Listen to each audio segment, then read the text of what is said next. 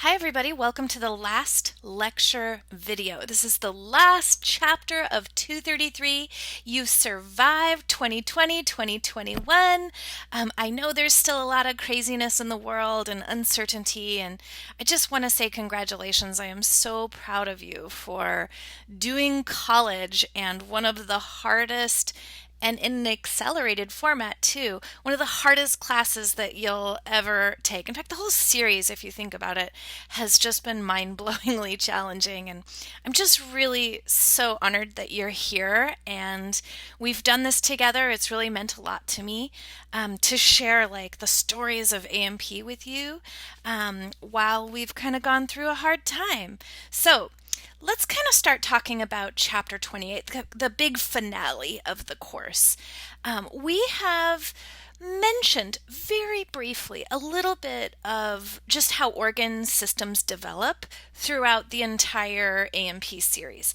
But in this chapter, we're going to bring that back into focus and really go back and look at some of those processes. And of course, there's going to be a little bit more detail. And this is a very vocabulary heavy phenomenon. So, like every cell, it seems like it has its own name, which can be a little bit frustrating, but the more you look at it, the more you will make sense of it. And a lot of this information really should be treated just as reference.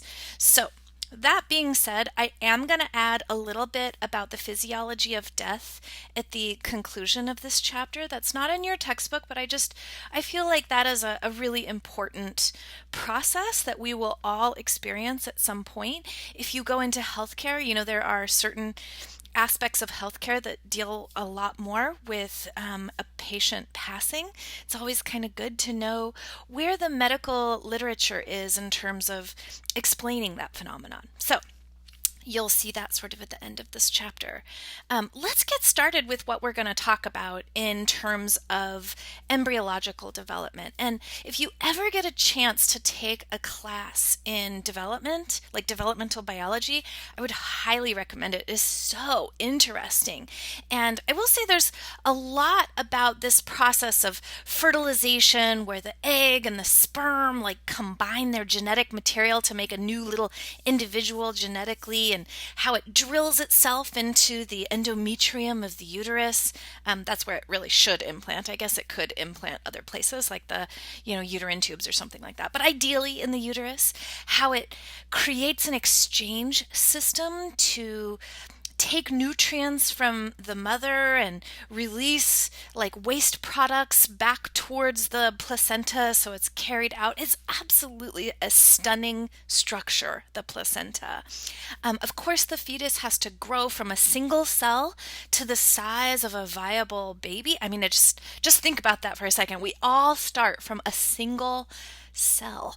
And then by the time we reach like the birth place, we're already quite large with, billions and billions of different differentiated, highly specialized and functional cells. Talk a little bit about gestation, just kind of the pregnancy period, labor, the expulsion of the fetus, and hopefully what we have at the end is a baby. So couple terms that I just want to clarify that we're all on the same page. The gestation period for humans is the time span from fertilization to birth. And you may have heard a different number before, like 42 weeks maybe. You should know that the average gestational period today is a little bit shorter than it used to be, and a lot of that is attributed to the amazing prenatal medicine that we have. So, we have such good care for pregnant people. Those babies just get healthier and bigger, and they are ready to hatch at approximately 38 weeks. And like I said, it's just an average. Sometimes the gestational period is a little bit longer. Sometimes it's a little bit shorter. Now, there is actually some growing literature to support just let the baby develop as long as they need. Maybe induction kind of pushes them a little bit too fast. Maybe we just kind of like let them decide like when it is time for them. But of course, it's always good to have sort of an approximation. Now, the prenatal period is everything prior to birth. So we do divide that in terms of the developing individual into two kind of big chunks of time: the embryological time, or the embryo, and then the fetal time. And the difference between an embryo and a fetus, in case you're curious why we use one word sometimes and the other word other times, is when the placenta is already developed and exchanging nutrients, and the gas exchange, all of that stuff is occurring through the placenta. That is the fetal period, and that happens at the end of the first trimester. So prior to that, the first 9 weeks or so, the embryo is pretty much autonomous. Like, it has everything that it needs. It's kind of nourishing itself. It's taking care of its own functions. That is an embryo. So after that first kind of real critical period of installing the placenta, then we have this exchange mechanism, and everything is different at that point. Like, we're seeing a whole lot of physiology moving between the mother and the baby. A neonate is basically just a newborn. So a lot of times people assume neonates are like really extra small preemies or something. That's not true. It just means a newborn. Technically, that's what the vocabulary actually means, is newborn. And it's really just the first 42 days, month and a half or so. All of the baby systems are coming online, and that just kind of has its own little specialized field of medicine. All right, now let's talk about where we left off in the last chapter and then kind of bridge to where we are now. So we've introduced sperm and a ovulated oocyte. Hopefully those two things come together pretty high in the uterine tube. And there's a few little events that I have to mention. First, the sperm has a pretty tough outer coating. I mean, it needs to, because it has to swim through the, environment of the vagina, the uterus, the uterine tubes. There's all sorts of fluids and mucus and chemicals, all sorts of stuff. But what has to happen is a process called capacitation. Capacitation is where that outer tough coating of the sperm is actually chemically worn down. So we're sort of reducing the toughness of the outer, structure of the sperm so that it's actually capable of fertilization.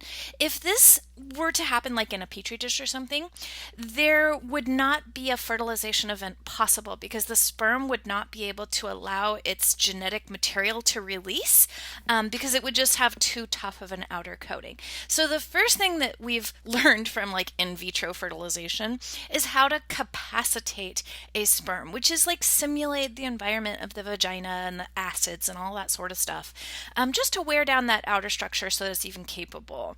Now, this is not a random event. I think a lot of times people assume that it's just like, oh, the lucky sperm randomly finds the oocyte and then punctures it, and then boom, life happens or whatever. No, there is actually a specialized receptor on the surface of the oocyte called a ZP3 receptor. Remember that. So we have like this crown of cells on the outside of the oocyte, right? The like corona radiata, the radiating crown. On that inner surface layer in the clear zone, the zona pellucida, underneath that radial crown of cells is a ZP3 receptor, which is basically the docking site for the first sperm. That sperm will basically trigger a reaction where that enzymatic pouch at the very tip of the sperm will release digestive enzymes, eat its way through the capacitated outer coating of the sperm into the oocyte, and release all of that head's contents of the sperm, which is primarily DNA, but a little bit of cytoplasm too, into the interior compartment of the oocyte. Now, it is really critical that only the first sperm that like lands on a ZP3 receptor is allowed to eject its contents into the oocyte. If we had like multiple sperm, which is actually possible, we would have too many copies of chromosomes for that to actually work. We just want the first one. So the next stage is going to be to like turn off the ability of other sperm to do the same process. So if you need to visualize this beautiful oocyte with its zona pellucida right around the perimeter of the egg. And then we have this kind of radiating crown where all of the sperm are going to have to kind of weasel their way through those cells. We will see one of those sperm is kind of the fastest. It will basically dock to the ZP3 receptor and then trigger this acrosomal reaction. So now we basically have this like enzyme that basically digests through the surface of the sperm, and then boom, all of the cytoplasmic contents of the head of the sperm is now released into the interior. One thing that I think is really very interesting about this process is there is a release of zinc as soon as the acrosomal reaction occurs. And what is so amazing about the zinc release is it actually creates an electric spark. It's like this lightning bolt just like electrifies the outside of the oocyte, and it causes basically depolarization. So there's this electrical wave that occurs that we have basically just recently captured on camera. So it's this amazing process, but certainly this electrical storm is going to change the outer structure of the oocyte so that we don't get any more sperm potentially coming inside with a second ZP3, receptor triggering a reaction. Now here are some scanning electron micrographs of the actual thing, and look at how beautiful this is. The asymmetry of these cells, like the oocyte is so big, the sperm is actually pretty small relative to the size of the oocyte. Like the investment here is so different. And you can see often there's like a lot of sperm that actually make it, which is great. You want them to like have competition and all that kind of stuff, but it really is the first one that's sort of the winner here. Now, we haven't actually started the genetic combination yet. We're not there. We still have some things to do, but this fusion of where the contents of the sperm is introduced into the egg is actually called syngamy. So syngamy is what's going to trigger that fast zinc release explosion. That's going to basically be a depolarizing event that should shock all of the, membranes so that, the other sperm around are temporarily blocked at least. And it triggers the release of calcium. So, oh my gosh, we've seen calcium so many times. Like I can't even count the times we have seen calcium basically be the crown of electrolytes in terms of nerves and muscles and bones and all this kind of stuff. But yes, oocytes have these vesicles of calcium that are just waiting for that wave of depolarization to cause exocytosis. And what that does is it calcifies the ZP3 receptors. Those are basically now completely petrified. They are no longer going to work. So this does take a little bit longer, but it is the second layer of defense that the oocyte will have to protect itself from multiple sperm, coming into the oocyte. Now, a couple other things that are not in the book, but I think are really cool. So I have a little diagram here of the point of where that syngamy occurs. So this would basically be the point of where the sperm physically penetrates the oocyte. And what we will actually see is a little cone that occurs. That's called the fertilization cone. So it's just like a little bump where that cytoplasm was injected, and it's literally just a little bump. And what is so cool about that spot is that in vitro, we can actually put little like shavings of silver or metal on that cone, and we can actually see what happens to that spot relative to, the dividing cell. So what happens is that fertilization cone where the sperm pops the egg starts starts the plane of division for the first cell cleavage. And cleavage is just a term that means it divides, but there is no growth. So basically the cell just splits itself in half, but it doesn't get any bigger. So it stays within the original size of the oocyte. But what we have now are two cells instead of one. And this little point is where that division occurs. So the sperm penetrates the oocyte and creates basically orientations for cell divisions. And that first plane of division creates your body's right and left. So we can actually trace everything from this point. That basically divides your body into symmetric right and lefts, which is kind of an important body axis for us. Now, the next plane of division goes perpendicular, like it goes sort of across instead of up down, and it starts in the same place, exactly in the center of where the sperm penetrated the oocyte. But what this plane is going to create is a superior and inferior axis.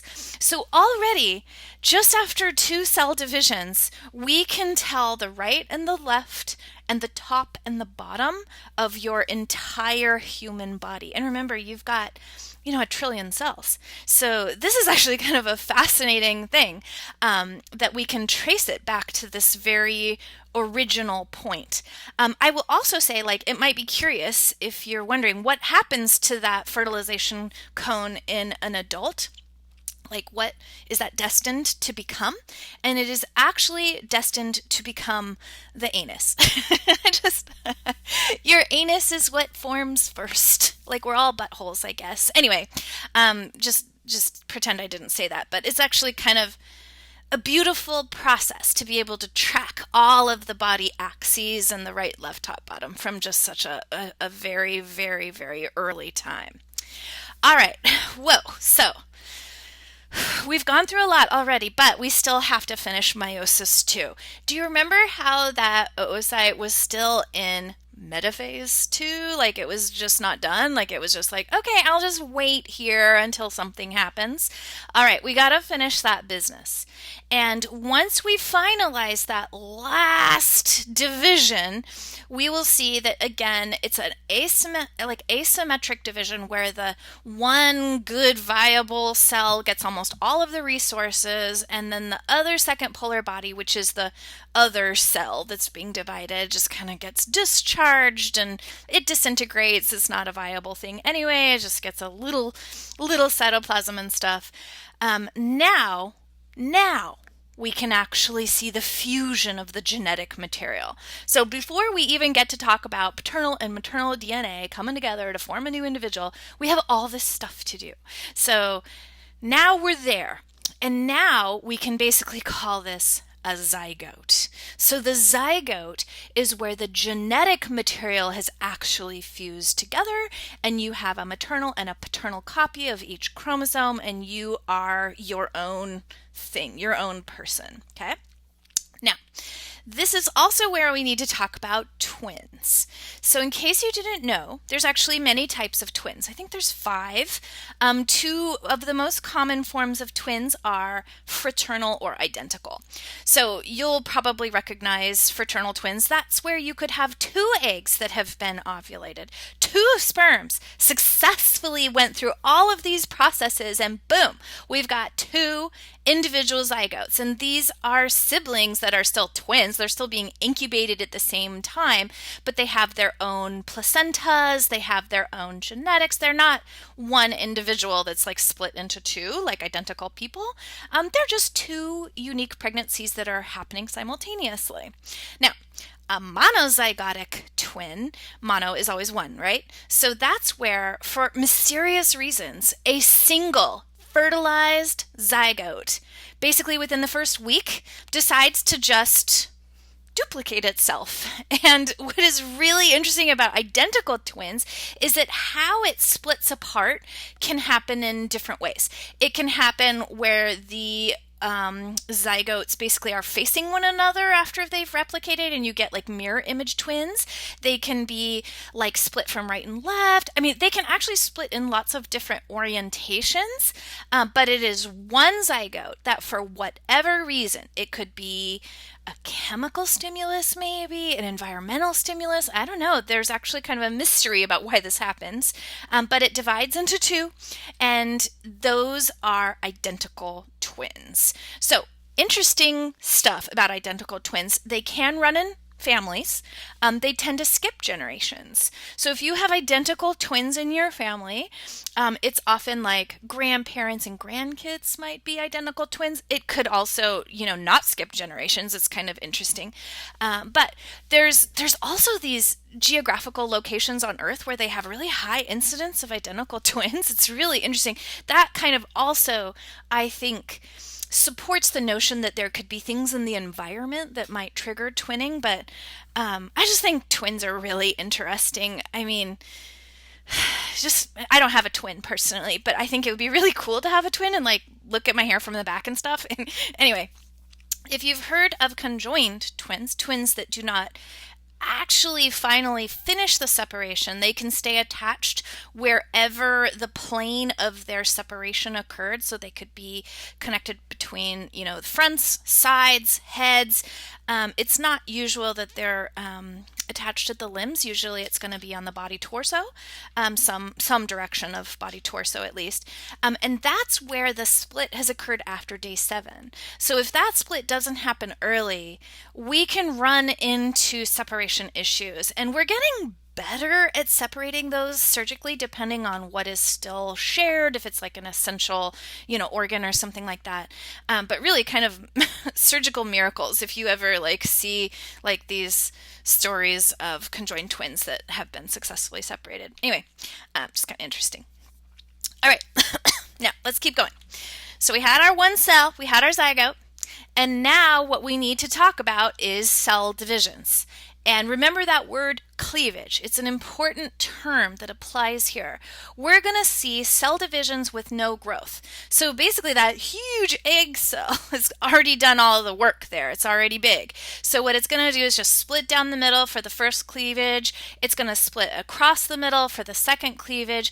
And that first cleavage is slow. In fact, I've always thought of it as sort of like this exponential, speedy, rate, but the first cleavage takes the longest. It takes a little bit longer than 24 hours for that zygote to divide into 2 cells.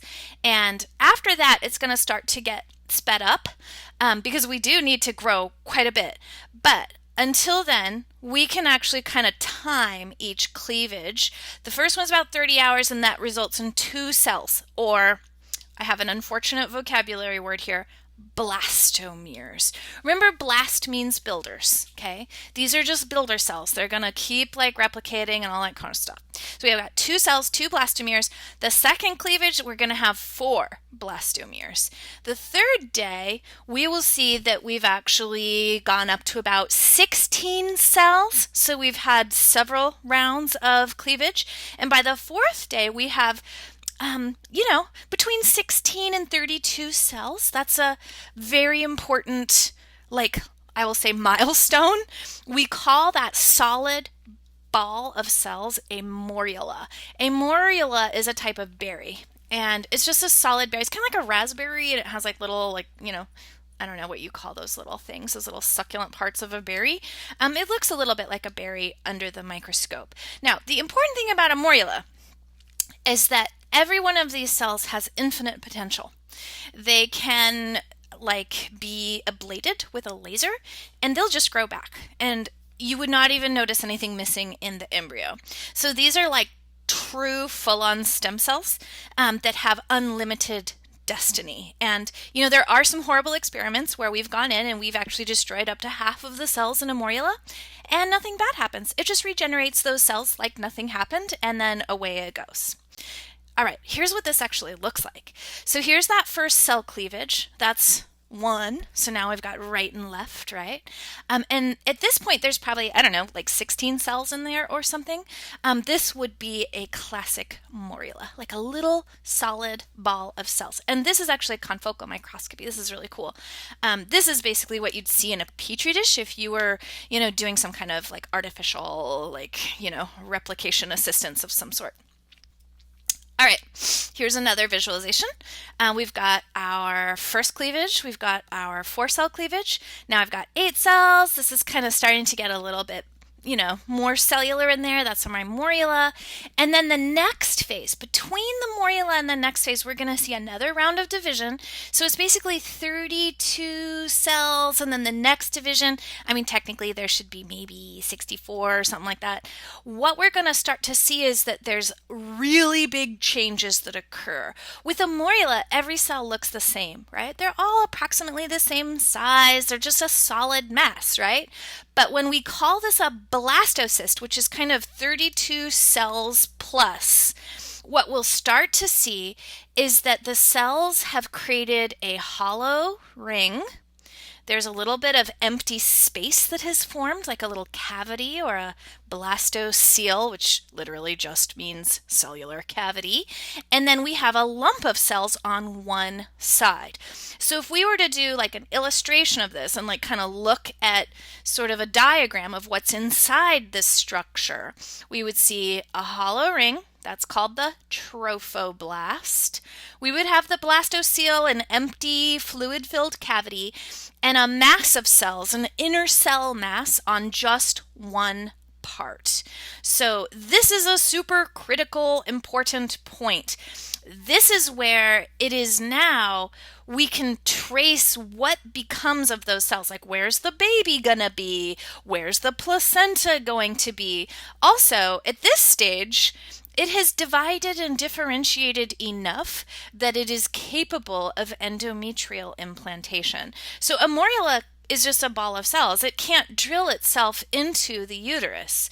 It would not be capable of implanting into a pregnancy type situation. This blastocyst structure is how developed it must be in order to have the capacity to even implant. So this is why timing is important, and I mentioned this. We have to have that introduction of the sperm and egg occur in the uterine tube so that there's enough time for that first cell division, 30 hours, and then the next cell division, another 24 hours, and then it does start to speed up, right? So we start to see another couple of days. We're already at about a week before it's at this blastocyst stage, before it can even catch. If it goes too fast, if the sperm and the egg like meet too close to the end of the uterine tube or even in the uterus, there's no way a pregnancy is going to occur. It's really a very like timing critical stage. All right, so here are our structures. We've got our blastocyst at the earliest. It's been day 5, 6, 7, sort of like in that range. We have that outer layer of ring of cells called the trophoblast. We've got that inner cell clump, and we've got that cavity. Now, don't try to assume what those things are going to become yet, because you might be surprised. Just let me get you there. But I will say in general, the inner cell mass is going to be the baby. And the trophoblast is going to participate in some of the placenta, like the fetal portion. The placenta comes from 2 parts. Part comes from the fetus, this trophoblast, and then part is going to come from the uterus itself. So we have a maternal portion too. But it's still pretty early. And here's what it looks like. It's so beautiful. We have this squamous trophoblast. The C is just cavity or blastocele, and this is the inner cell mass. So cool. All right, so we need to get attachment of that blastocyst into the endometrium. And like I said, it's going to be about a week before that actually occurs. And here is something that is really cool. It always implants itself with the inner cell mass facing the endometrium. Now, your uterus is pretty vertical, So this actually has to defy gravity. Like it actually has to spin itself so the inner cell mass is facing the tissue of the endometrium. That has to happen because underneath where it makes contact is where the placenta is going to like occur. And also we need some temporary anchors to form to just hold it into place. So the trophoblast, remember that's the ring around everything, is going to have a couple of layers. And, this is a lot of vocabulary, I get it. But it's going to form a syncytial trophoblast, which are going to just drill anchor villi into the endometrium. And that's going to hold everything in place so that it's, firmly attached. And the cytotrophoblast is going to help define the original shape of the embryo. So syncytium is a word that means a big cell with multiple nuclei. So it's a fusion of cells that all kind of form this one giant bag. That's going to be like the anchoring system. And the cytotrophoblast, cyto always means cells. So the cellular trophoblast is going to be the cells of the embryo. All right. Now, the trophoblast is going to be an endocrine structure too. Whoa, that's so cool. It releases a hormone called obviously human, chorionic gonadotropin. So what does that do?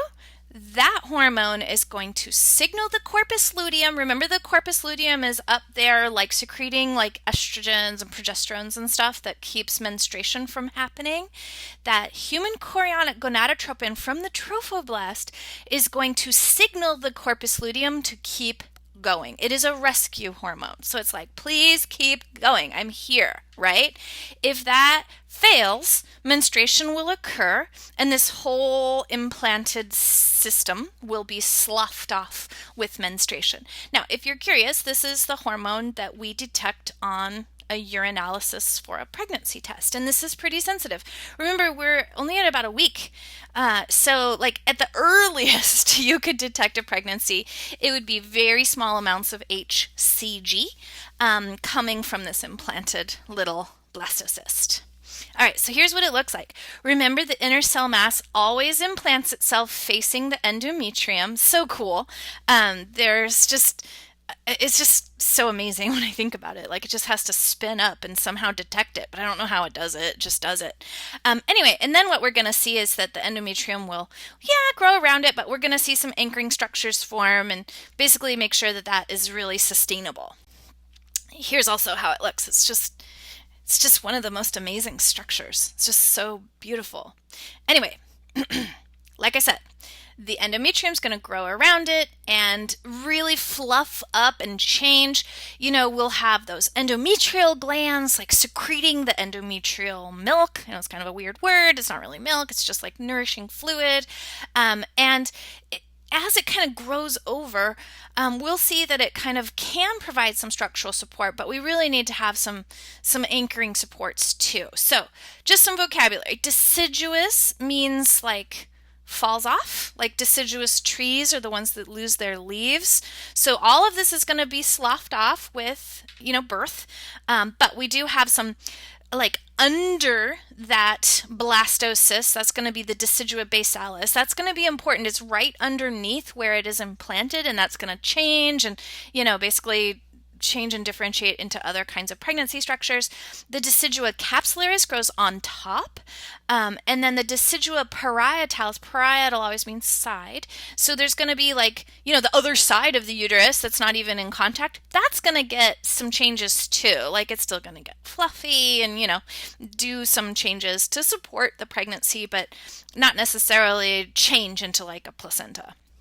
All right, here's how this looks. So notice that my blastocyst has kind of flattened out a little bit. My inner cell mass has started to split apart. That is normal. This empty space, I should just comment that this green empty space is the blastocele that we had before. It's like the inner cavity. Here's the inner cell mass. And then what we have is the trophoblast right here. So basically my little round structure is kind of, pushed itself into a flattened structure, and that little cavity is just getting squished.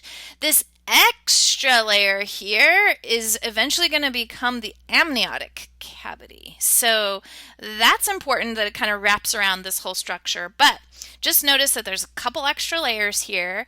But what I wanted to mention is sort of this tank of cells here. This is where we're seeing the syncytial trophoblast like create like an anchoring structure. And as this matures, this will form like these little finger-like projections called chorionic villi. So this is all just kind of digesting the endometrium and forming like a more fibrous little anchor.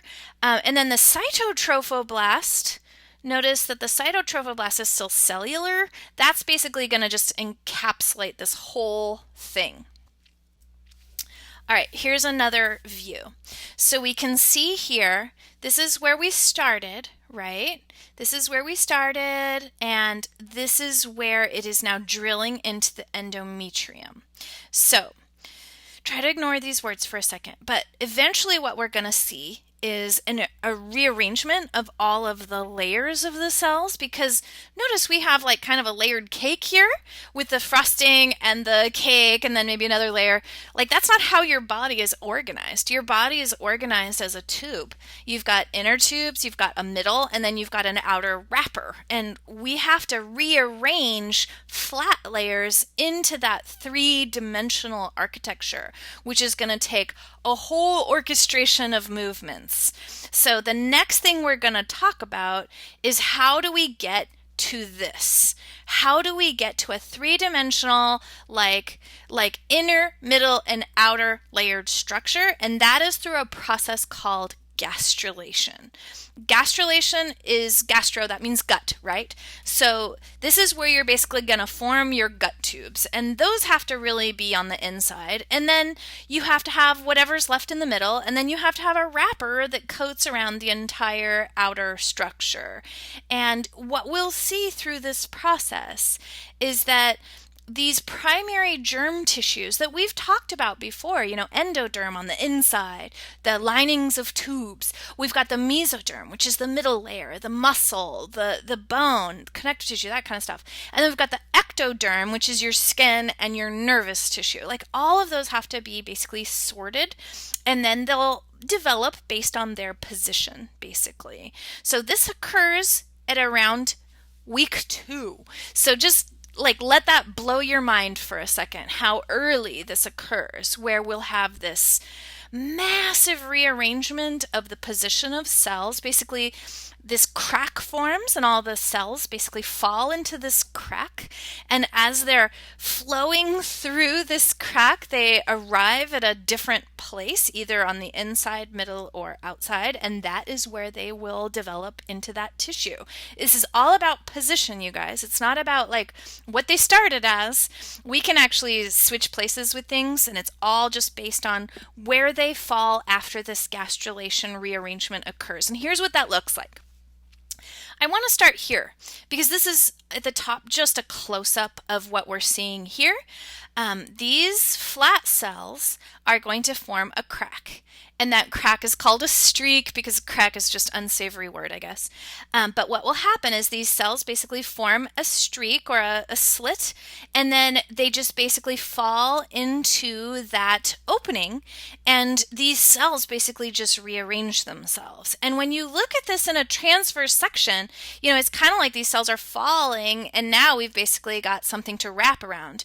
In this kind of like a more three-dimensional view, you can see how things basically are going to form like little circles, and from here it's going to form like these little pockets, and now we basically have a set of inner tubes with middle tissue, and then an outer, as it comes together, it's got this outer coating.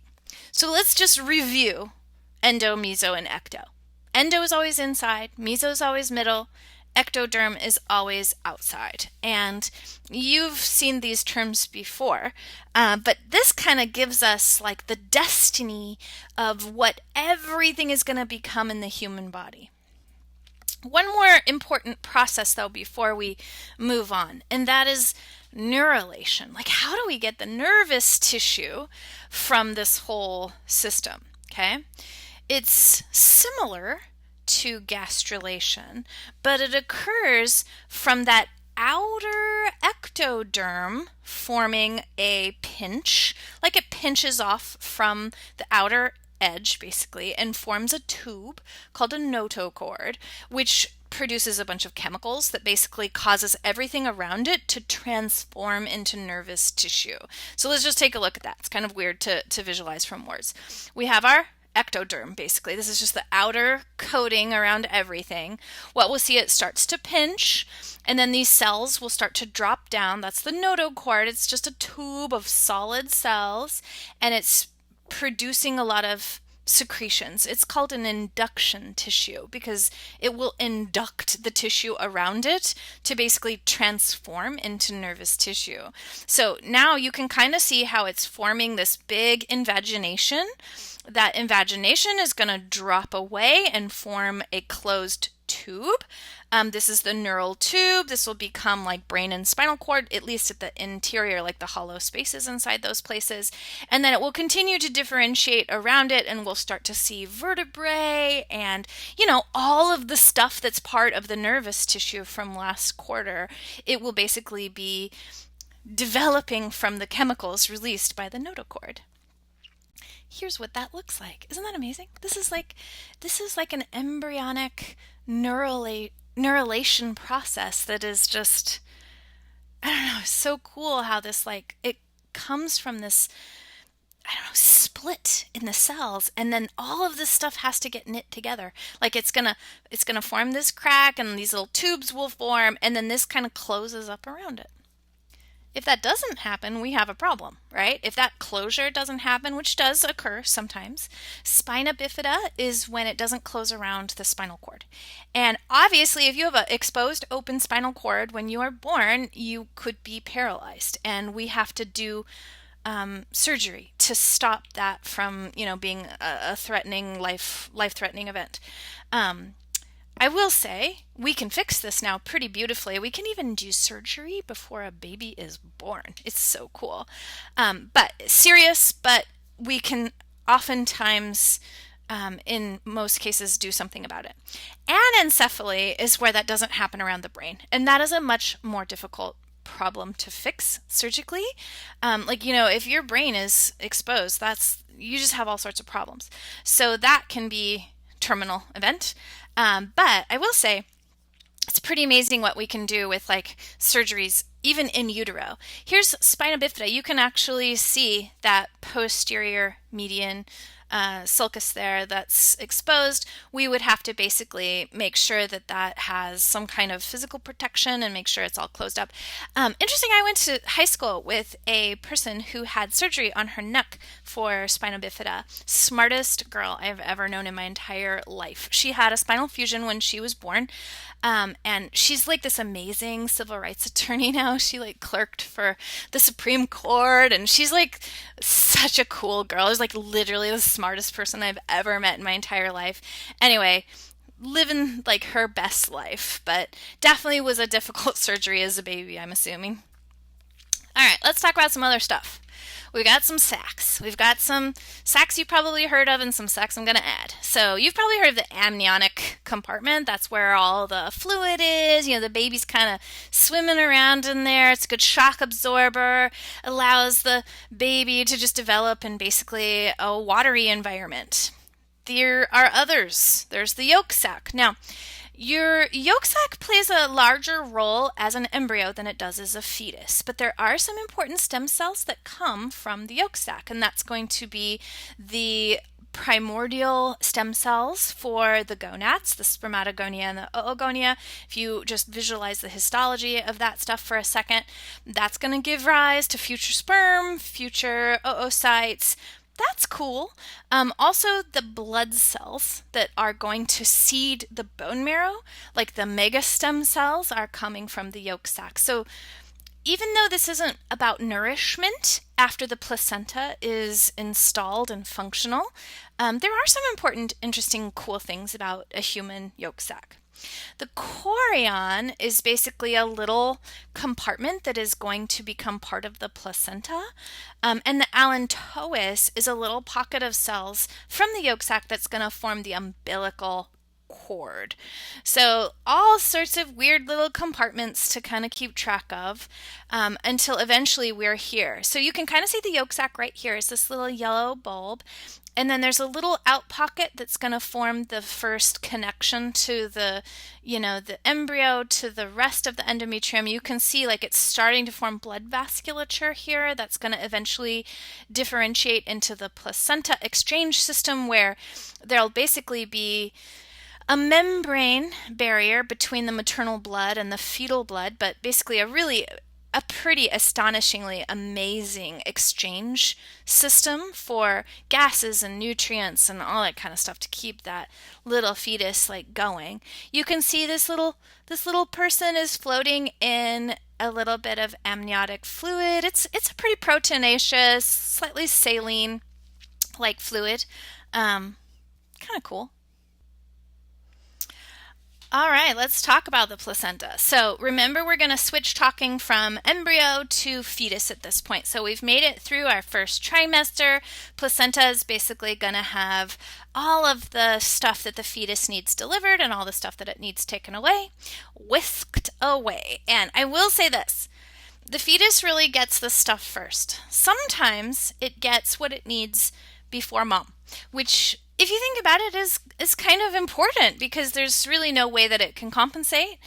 This is a really great barrier, but I will say there are some things we're learning about exchanges like antibodies, and even bacteria from the gut can be transported surprisingly through the placenta. It is a magical thing, I gotta say. It doesn't look super sexy when you see a placenta. It looks a little bit like a fat, fleshy frisbee, in my opinion, with lots of membranes and blood vessels and stuff. But wow, what an amazing thing it does. The placenta, of course, is going to detach as a deciduous structure once the baby is born. Interestingly, we used to cut the cord pretty quick after a baby hatched. Be like, oh, here's your baby. Hey, you want to cut the cord? Yay. We actually have kind of stopped doing that. We actually wait for the pulsation of the blood pumping through the placenta to stop before we make that cut. And we think it is just one last little gift that the maternal body can give to the baby in terms of, hormones and antibodies and oxygenated blood. And midwives have known to do this probably forever. But we've sort of kind of slowed down and just let that structure kind of run its natural course before clamping it and cutting it, and can actually improve the APGAR scores of a baby and mom after that. But anyway, of course it's going to slide out. It's much easier to let go of the decidua after a baby than it is the baby. But here we go. I love this picture from your book. It's like, oh, hi, look at my hair. I've already had my first 3 haircuts. Anyway, you can kind of remember that we have to do some bypassing of other organs. Of course, the baby's not breathing air.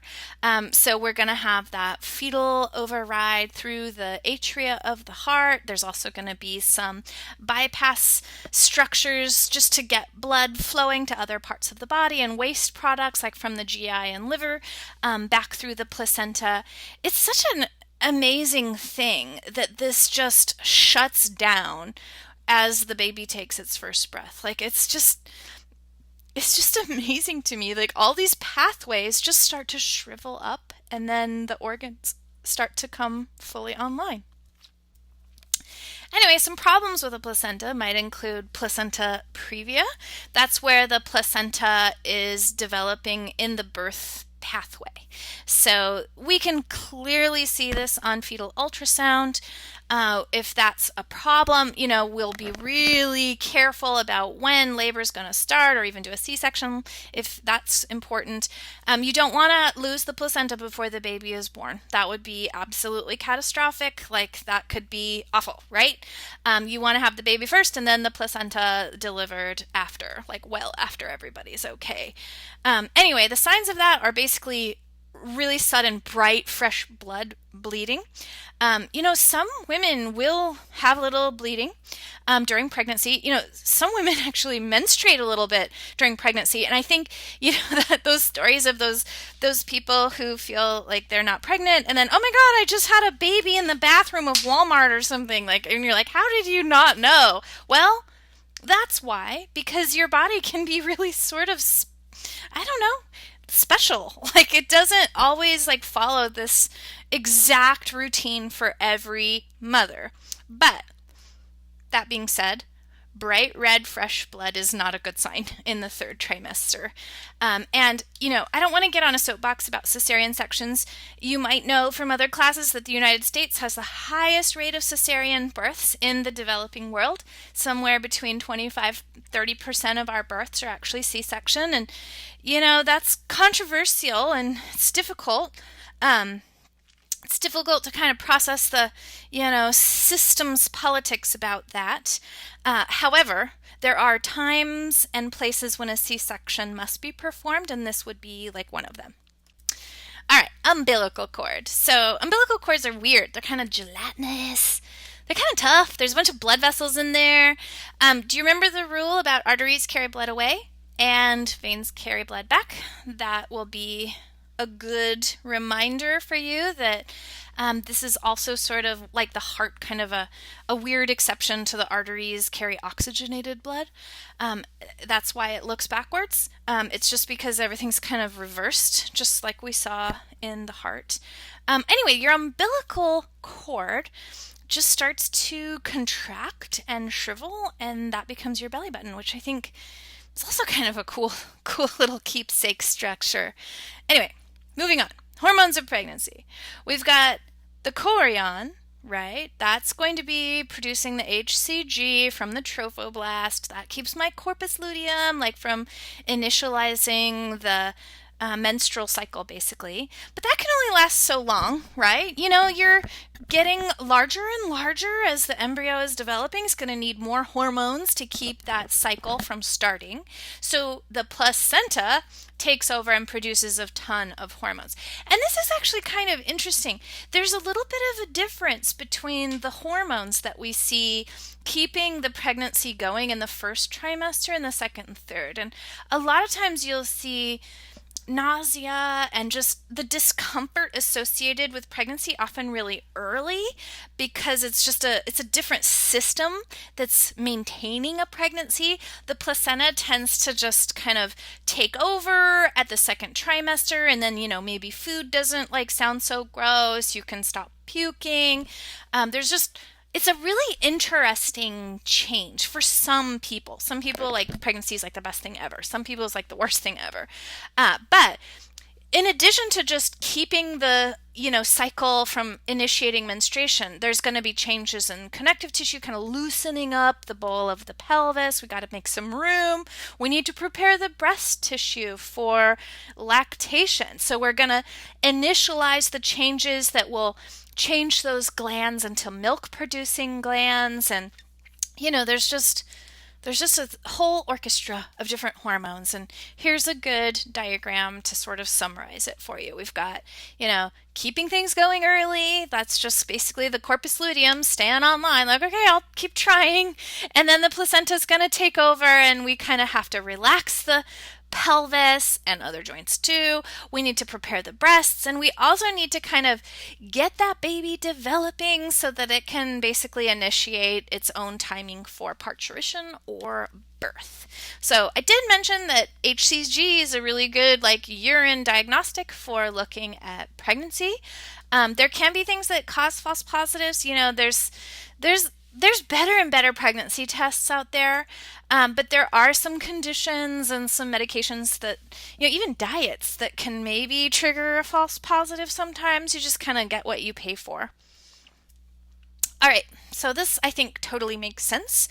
As the baby is growing, we'll see it takes up a bunch of room, and yeah, the mom's going to feel that for sure. It's going to cause increase in blood pressure, increase in respiration. There's going to be, a baby sitting on the bladder. And as the baby gets heavier, that's like a little waterbed, hey, bounce, bounce, bounce, bounce. And I don't know, all of that stuff is going to have to compensate.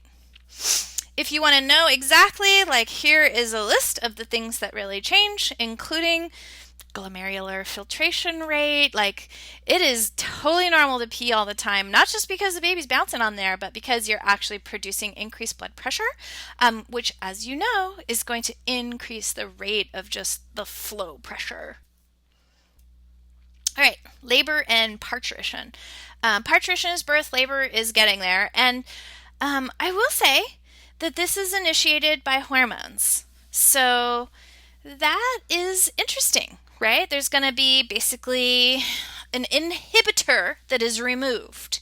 So progesterone is kind of be like, no, not time yet. And then the estrogen levels get higher and higher and higher. And then pretty soon it's going to tip.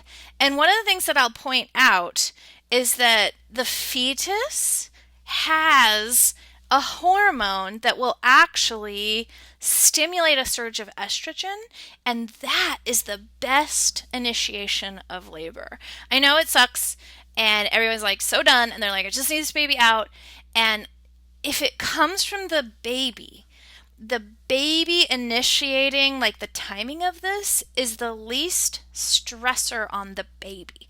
So like even if we have to plan a C-section for whatever reason, like the head of the baby's too big or whatever, it can be very helpful to wait, even though it is very difficult. And the reason is the baby's just less stressed by the whole birth process, which can be a little bit stressful, I'm sure.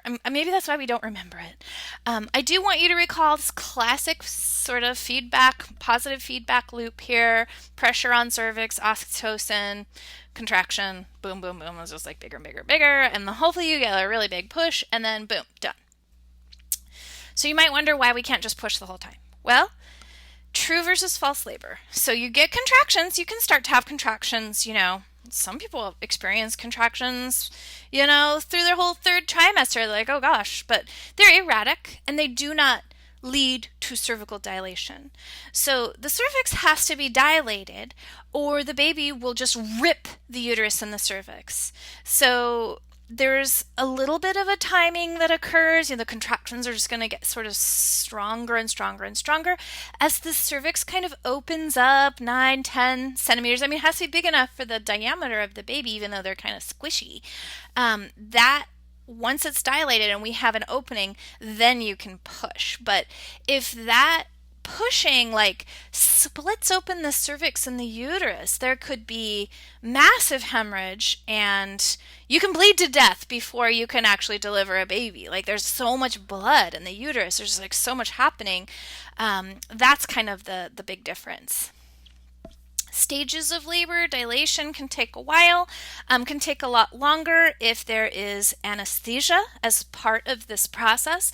Like when there's, epidurals and like it's numb and you can't really feel it. That could just slow things down, and sometimes it will actually slow down the rate of contractions too, or if there's like artificial Pitocin, which is the artificial form of oxytocin that we can use to sort of speed things along.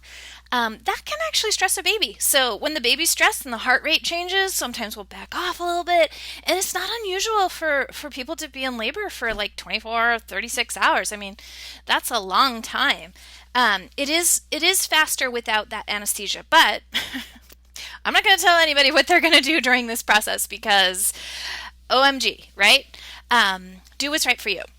The baby delivery part, though, is usually pretty fast. Once it kind of starts coming, it comes. And then the placenta kind of slides right out after. So that one kind of, it doesn't have to be quite so horrible. Dystocia is difficult labor. Big babies. We just had our first pandemic baby born in the science division. I guess there's lots of them coming. 9 pounds, 9 ounces. I'm so excited. Anyway, that's a big baby. Big baby. But there can be other reasons too. It could just be head diameter. It could be the position of the baby. You don't want it to come feet first, Like there's times you can like turn a baby in there. It's kind of weird, but certainly it sort of has to be in that perfect position so it slides right out. Infant at birth. We really need to see all those organ systems come online. That's going to be the breathing for sure. Sometimes it can take a little bit of buildup of CO2 before it really starts to trigger inspiration. But babies actually breathe pretty fast at first. They're sort of hyperventilators. And that can be weird, but they sort of calm down a little bit after that. And then remember, their cardiovascular system has to go from having all of the blood already gas exchanged for them to closing down those bypasses and getting all of that circulation to occur. So we've got to shut down the umbilical, we've got to shut down the like ductus arteriosus. There's a bunch of stuff we have to just shut down, and that can be really stressful for a baby. The other thing that's kind of interesting that I'll mention is jaundice. A lot of babies kind of have a little bit of jaundice at first, and that's just because it's really hard for their liver to come online and start recycling all of their own red blood cells. It can be, no big deal. It can maybe look a little disturbing to have a yellowish child, but we can certainly get that hemoglobin solubilized with a little bit of light therapy, and away we go. All right, so preemies. So preemies is more about size than timing, in case you were wondering. So even if you were early, if you're a big chub, good for you. If you're just a little BB, then you are a preemie. And that just means you haven't really finished the normal development, maybe on the same track of time that an average baby would. And there's lots of reasons that can occur. It's not all drug abuse. It can just be small mothers. Certainly, we do have a concern with babies born before their lungs can produce surfactant. That is critical. If we know ahead of time that we have like a high risk pregnancy, we can actually stimulate the lungs to develop a little faster with some different drug therapies.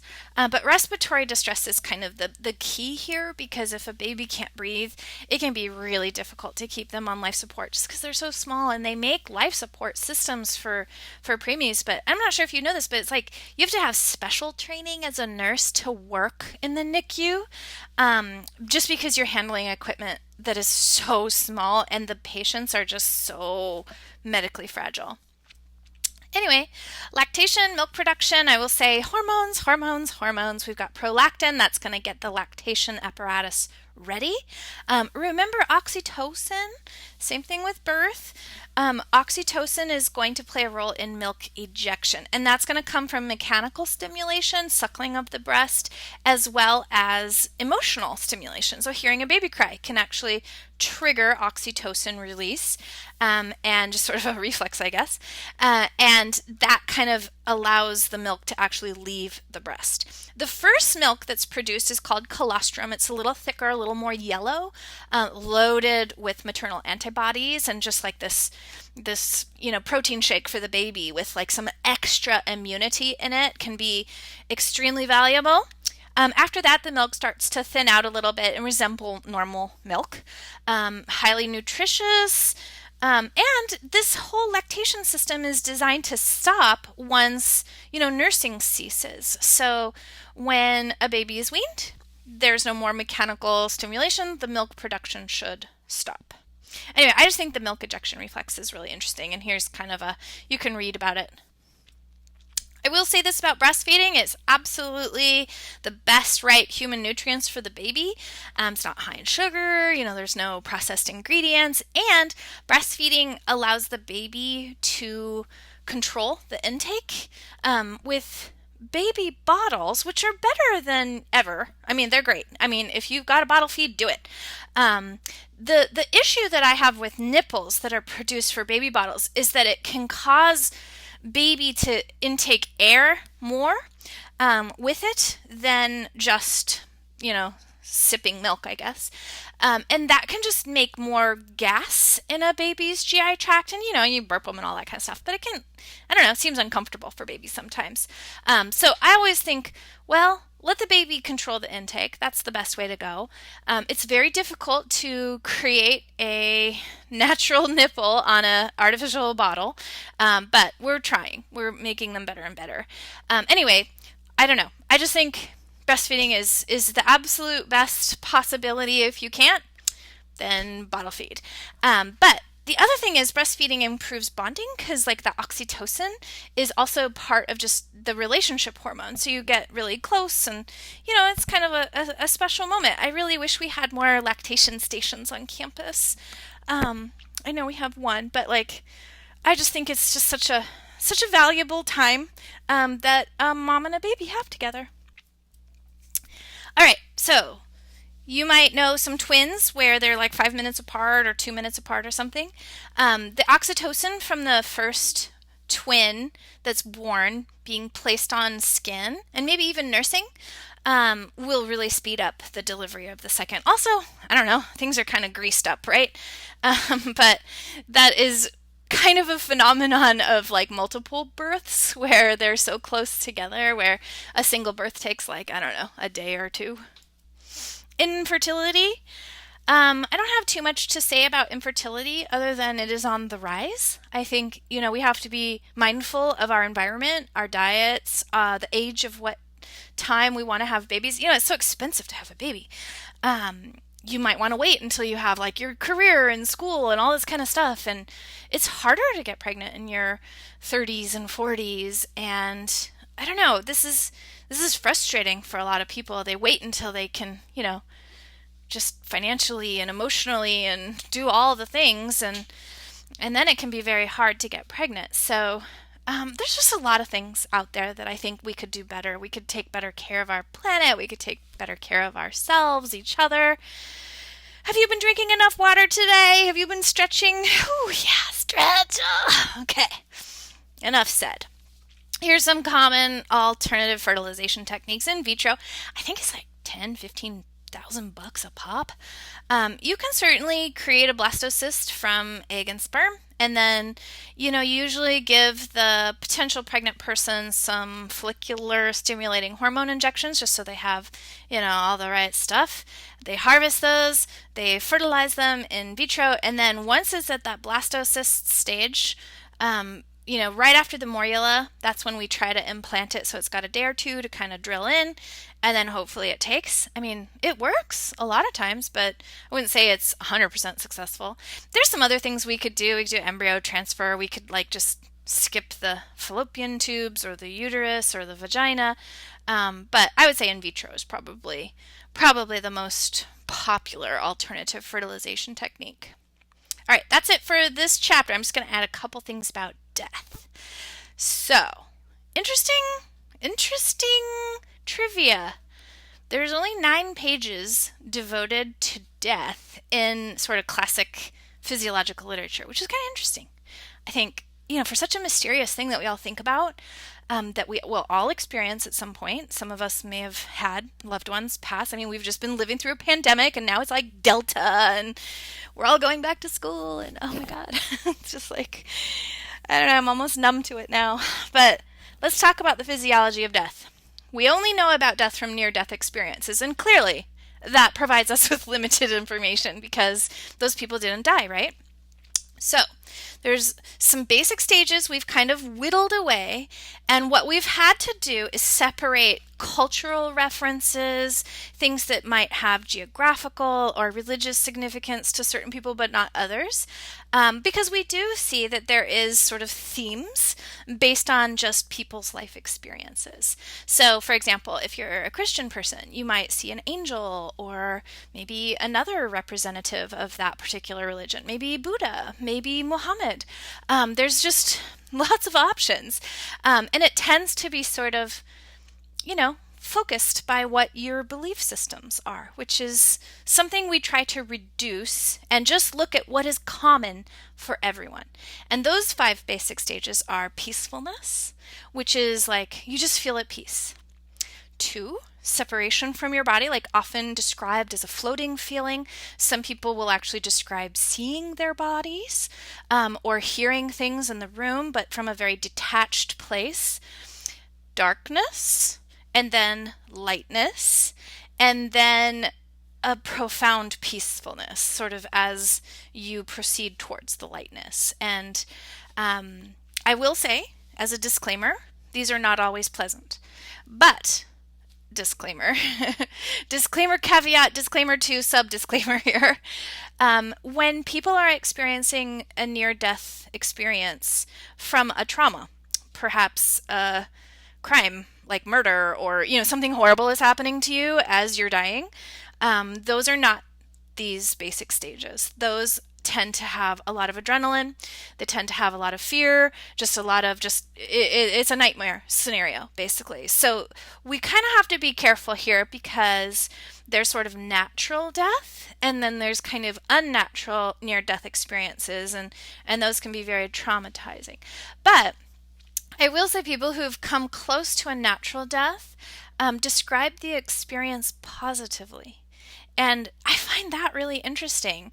I mean, you never know how close someone comes. But the fact that the absolute majority of people who've kind of slipped in and then slipped back out no longer fear death, and maybe even in some cases look forward to it, is kind of like I don't know, it's a positive. All right, how can we explain those basic stages? Well, for people who have cerebral anoxia, which is they don't have enough oxygen in the brain, that has been known to create hallucinogenic experiences without death. So, like, they're not even close to death. They're literally just having some kind of a weird dream. And like a lucid, crazy, wonderful, probably dream. But that might actually describe why they feel this visualization kind of experience, or even light, dark kind of stuff. Midbrain seizures, particularly the temporal lobe, have been known to cause out-of-body experiences. And there are people who suffer from frequent seizures that will just tell you, they're like, oh, can't everybody float out of their body? Like, that's so weird to me that you don't have that experience. And I'm like, oh, that would be so cool. Anyway, we know that electrical storms on the sides of the brain can experience floating and, seeing your body from above and, flying around and stuff. So that might explain that. The endorphins that are produced in the brain are probably some of the most potent, pain-killing, and just sort of relaxants that have ever been documented in human physiology. So that could explain the peacefulness, just the overall, like, not afraid of what's happening. There can certainly be adrenaline and other things too, but I think that your body can just produce this blanket of calm for itself, because, as you're transitioning, I think you don't want your last moment to be fearful, right? You don't want it to be full of pain. You want it to be a warm and sort of beautiful just release. And I think your body has already taken care of that for you. I will point this last thing out as probably being the most important to me, and that is the last hearing, let me rephrase that. The last input of sensation that you will have into your brain is hearing. So your visual systems are offline. Those are very sophisticated. Your smell, taste, you don't need that stuff. But hearing is kind of hardwired into your brain. Like, it's right in that temporal lobe, kind of really in the core, and it kind of, it's connected to like brainstem and stuff too. So it kind of makes sense that it's the last one.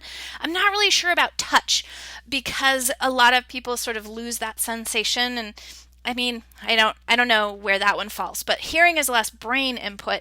And there's whole, like, sort of hospice related, like, sound therapeutics, like thanatopsists are these hospital workers that for people who are nearing the end of life, or even in hospice nearing the end of life, play music, which I think is kind of a beautiful thing.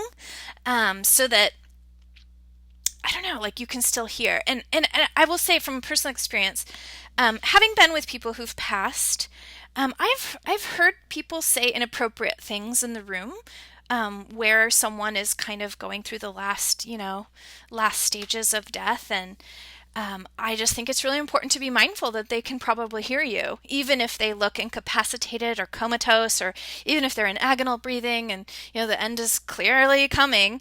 They might still be fully cognizant of what you are talking about. So just know that the hearing is a possibility.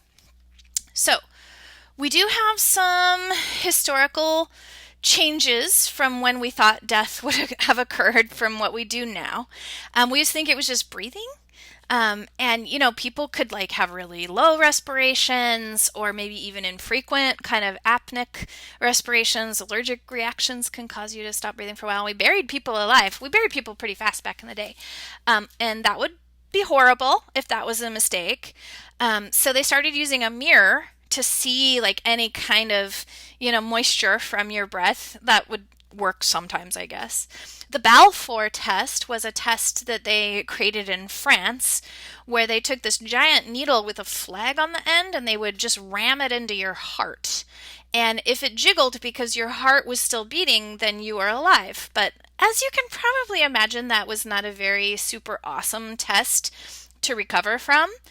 So we didn't really have a stethoscope until like 1819 or something like that. And that has helped a lot. So why we need this now is that we have the ability to take organs from someone who is really close to death. Like some organs actually have to be surgically removed before a patient's like blood stops circulating. In case you're wondering why we can't just take organs from anyone who's dead, sometimes you actually have to die in a hospital under certain circumstances to have those be donated. We don't want to jump the gun, right? So we have to have kind of a definition that's modern, and it focuses more on cardiac plus brain death. So brain death is basically where your brain can no longer create organ regulation, okay?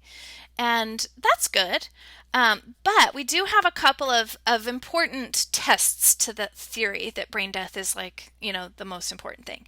And that's like for brain death, like where, your brainstem still functions. You can still swallow, you can still breathe, you can still have blood pressure, but your personality parts are gone.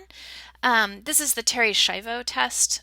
She was a young woman. I think she was like in her early 20s. She was on some fertility treatments to get pregnant with her new family, and she had a horrific stroke, I think. And all of her forebrain was basically destroyed as a result of that, but she lived in a convalescent home for years. And, it was like this battle between her parents and her husband. And he was like, well, she wouldn't have wanted to live like this forever. And her parents were like, no, she could still live. And it was just like this awful tragedy. And, all they can do is withhold food and water. And so I mean, that was a terrible case. And I don't know what the answer to that was, but certainly she had autonomic function, but no consciousness. There can also be the other way around, which is like the polio case. So there are viruses that can attack the brainstem, but your executive function, your personality, is still there. So you can actually comprehend things. In fact, we're doing some tests with deep brain stimulation where we could maybe wake up parts of their brain. And I'm not saying they can just wake up like in the movies, but if we could be like one blink for yes, two blinks for no, being able to respond to yes or no questions is a whole different ballgame. And we're actually seeing that there are people who are in these deep, what we perceive to be comatose states that we might be able to just revive a little bit and communicate on a really limited scale. But the quality of what life they have could be much, much, much better. So, usually these are the criteria. These are the criteria that we use in Oregon, that someone is in a coma. They can't breathe on their own.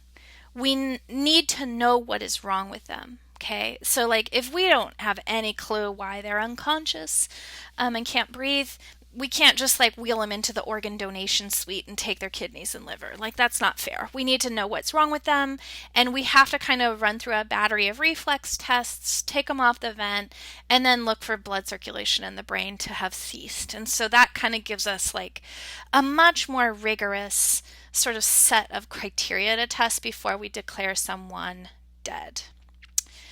So, you did it. You finished BI 233. I just want to congratulate you one more time and tell you like how amazing this class has been. You guys have got me through a pretty tough 15 months And I'm here for you, even though summer classes are going to be over here in a minute. Just let me know if there's anything you need from me. I'm here for you.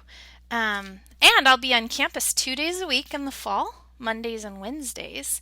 I think there won't be very many people on campus, but you should absolutely come visit me. I would love to meet you in person. Um, just love to be back on campus in my office doing stuff. And we can talk about anything from anatomy to advising to nursing programs, like help you apply for scholarships.